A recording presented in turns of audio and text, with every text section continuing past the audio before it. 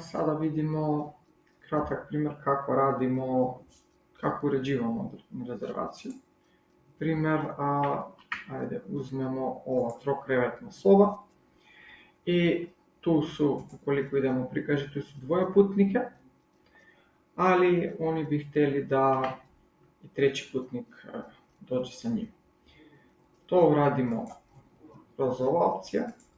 Idemo samo treći putnik, taj treći putnik recimo koristi isti prevoz.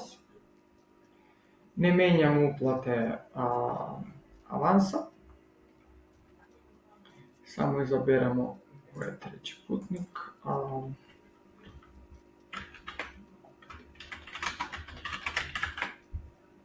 I unosimo podatke.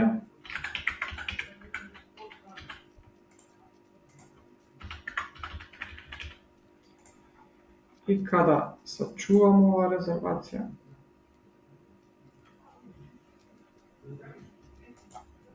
ovo je 11.7. Sistem sva dokumenta updatira, odnosno ugovor možemo da vidimo da je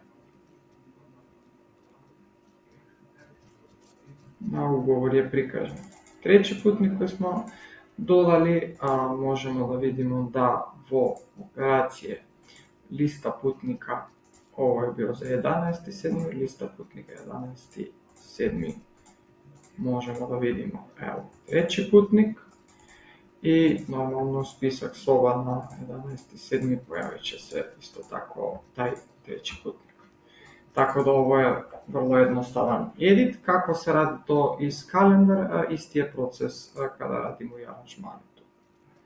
To je to, hvala puno.